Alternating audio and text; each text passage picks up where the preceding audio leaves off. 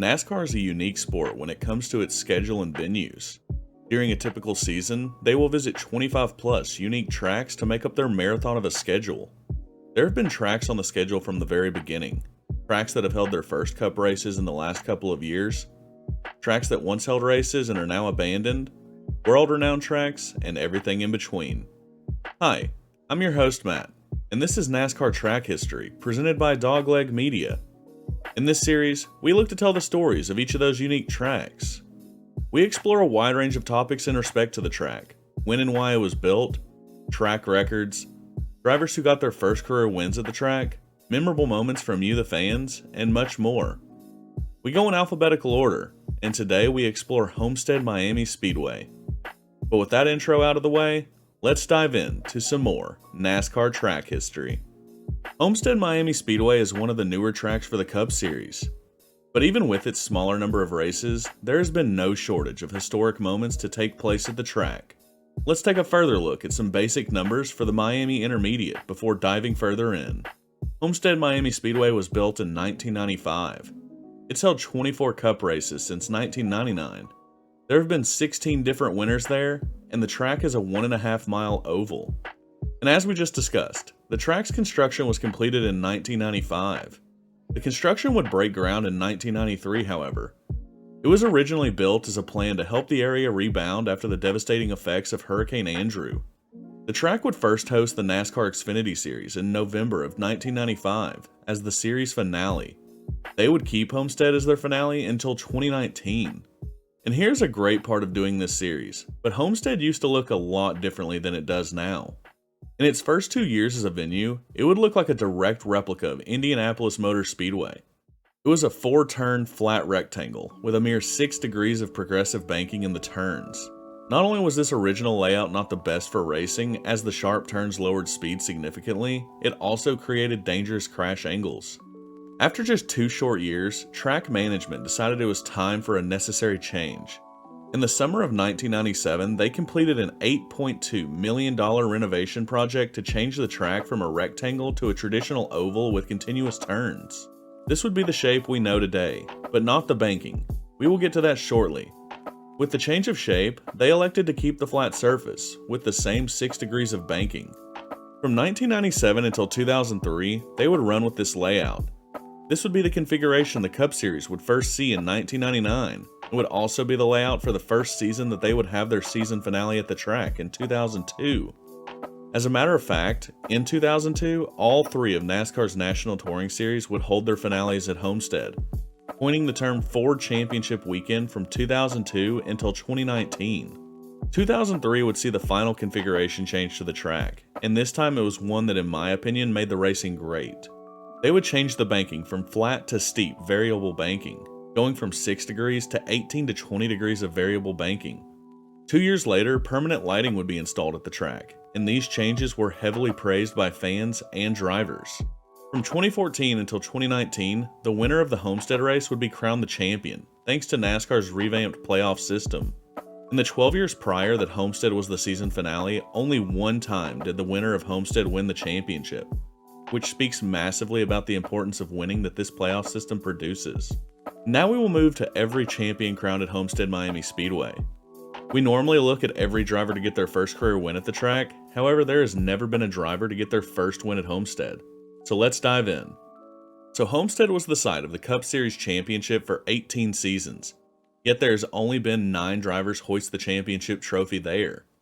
Let's dive into those crowned at Homestead-Miami Speedway. The first champion to be crowned at Homestead would also be the first winner of Homestead on the Cup side, Tony Stewart.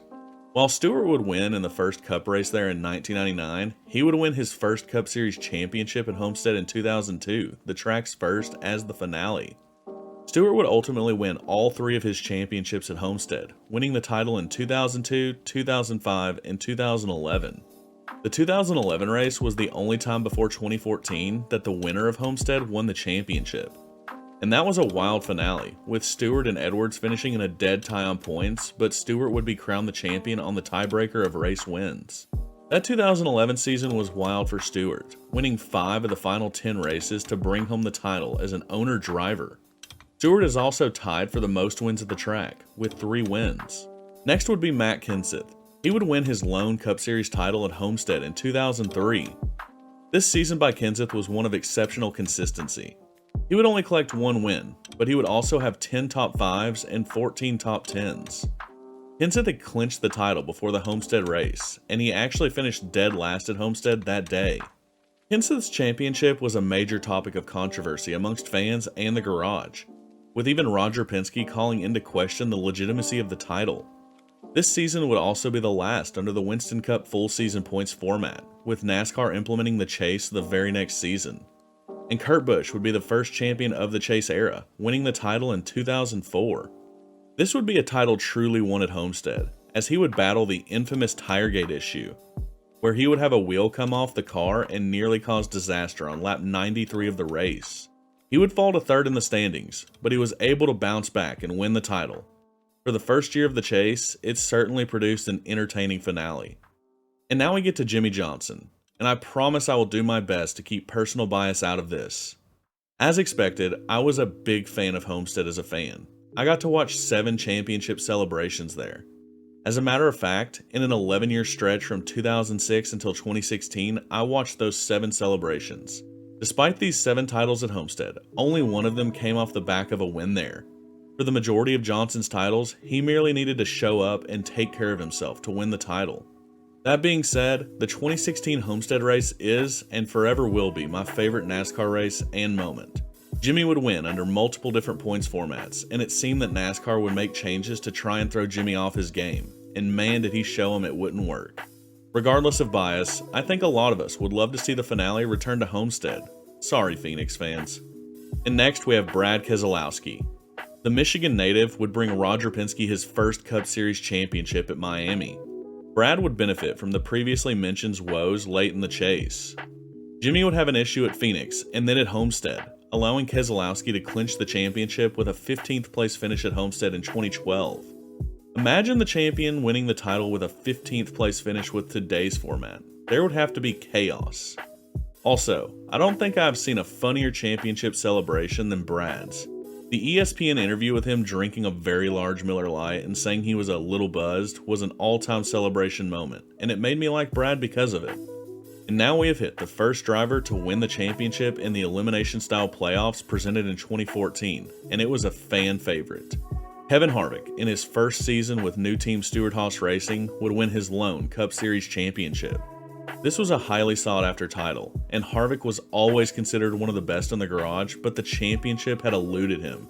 He would turn the tides this season, and would become the first to clinch the championship by winning the race.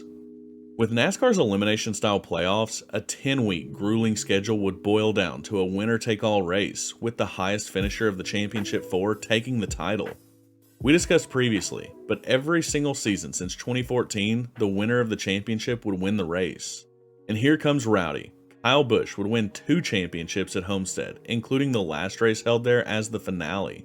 He would win the title in 2015 and 2019, and man, was the 2015 one interesting to say the least. Some view it as one of the greatest comeback stories in the sport's history, and others view it as an unearned and controversial title. And for context, Busch would be injured at the conclusion of the season-opening Daytona race on the Xfinity Series side. Because of this, he would miss the first 11 races of the 2015 season. He would be granted a playoff waiver to still be eligible for the postseason, but he would still have to meet the requirements to do so. And at that time, his only path was to win a race and finish top 30 in points, and he would do just that. He would have a rough first couple of rounds in the playoffs, but in the round of 8, he would have a massive turnaround, with 3 straight top 5s to point his way into the finale. He would then win at Homestead to clinch his first title in a truly remarkable comeback. And here's another Toyota champion for you, and this guy has a great story as well. Martin Truex Jr. would win the title by winning at Homestead. This would come with Furniture Row Racing, a smaller team by all standards. And weirdly enough, they were located in Denver, Colorado, compared to the Charlotte, North Carolina area where the vast majority of teams are located.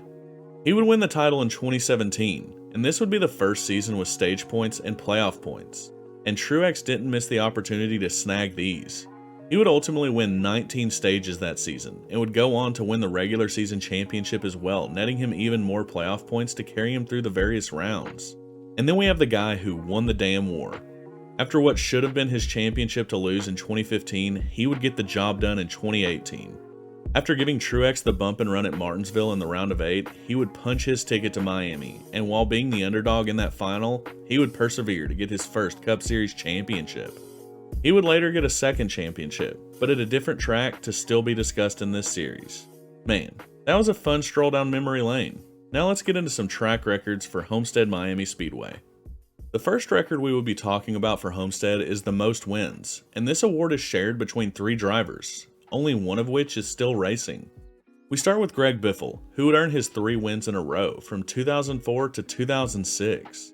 While he never won a Cup Series championship, he was able to celebrate with them and would get a trophy of his own those 3 years. Next is Tony Stewart.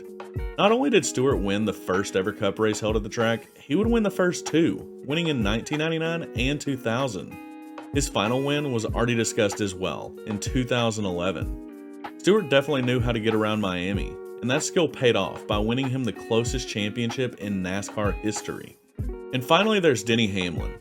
The winningest active driver, he also has 3 wins. His last win would come in 2020. And much like Biffle, Hamlin has never won a championship. He has had the opportunity to clinch a title or 2 at the track, without any luck. Can he turn it around this year? He seems to be pretty consistent. Our next record is going to be the fastest qualifying lap set at the track for the Cup Series. This record belongs to Brad Keselowski. He would set the record lap in 2014 with a speed of 181.24 miles per hour and a time of 29.795 seconds. Brad K has never won at Homestead. Maybe he can find some of that speed again and play spoiler for this field in 2023. And then we move to the most cautions in a single race. This award goes to the 2004 edition of the Homestead running. It would see 14 cautions for a total of 79 laps under yellow. This was the beginning of the Greg Biffle streak, and he persevered to win through chaos. And sticking with that theme, now we move to the fewest cautions in a race. This would happen in the very first ever race at Homestead on the Cup side in 1999. This makes sense, as it was a very flat track at the time. The race would only see 1 caution flag for 5 laps. During the stage caution era, this record has no worry of being broken. Now let's move to honorable mentions, and talk about your highlights from Homestead-Miami Speedway. NASCAR Steve, AV Geek, Divine Arrow, and Jace all mentioned the wild 2011 race. We spoke about this earlier, but this was an insane moment in NASCAR history. There was a tie for the championship between Tony Stewart and Carl Edwards. Stewart would ultimately win the title on the tiebreaker for wins, but man, this is yet another heartbreak that Carl Edwards suffered at Homestead. And here's my personal favorite moment, and AV Geek, British Lad, Regera, and Divine mentioned it as well. It is the 2016 season finale at Homestead. Some mentioned it for Jimmy Johnson becoming the sport's 3rd 7-time champion. And for me, this is why it is my favorite moment. Others pointed out yet another heartbreak for Carl Edwards. He looked to be the class of the field, however a late race incident between he and another championship Ford driver Joey Logano would end his title hopes. While it is the best moment for me as a fan, I can't imagine the hurt that this caused Edwards fans. I still believe that this was a driving force behind his abrupt retirement that offseason. And then Steven mentioned Roush's 1-2-3-4 finish at Homestead. We talk about Hendrick's 1-2-3-4 finish at Dover in 2021, but Roush would do it first in 2005 at Miami. Greg Biffle would win, with teammates Mark Martin, Matt Kenseth, and Carl Edwards rounding out the top 4. This was a mention in the Team History RFK video as well, but it belongs here too. And that'll do it for Homestead-Miami Speedway. Such a history-rich track in a short amount of time. As always, I'm prone to forgetting drivers or moments. Let me know anything I may have missed for Homestead down below. We will be back next time with the history of Indianapolis Motor Speedway. This is a massive one of the most renowned racetracks in the world. If you like this video, please consider giving it a thumbs up and subscribing. It helps a ton and I definitely appreciate it. And did you know that 73% of my viewers aren't subscribed, but they are returning viewers? If you haven't hit that subscribe button yet, what are you waiting for? If you haven't seen the rest of the series, the track history playlist is linked below. Be sure to check it out. And as always, thanks to the Dogleg team for all your work. The channel and community are a better place because of y'all. Thanks Dice, Darksea, Christian, Chili, Elite, and the Gamer. You guys are awesome. And be sure to check the community tab of the channel as well. We do cool little giveaways like autographed merch and other goodies, as well as post updates and polls for the channel. You don't want to miss it. We also have a Discord server. Check out the About section of the channel or the description below for that invite to join us over there for even more fun and learning. We have over 160 members, and we have great conversations every single day. We'd love to have you. But that'll do it for us here at Dogleg Media. I'm Matt, your host, and you've been watching NASCAR Track History. I'll see you next time.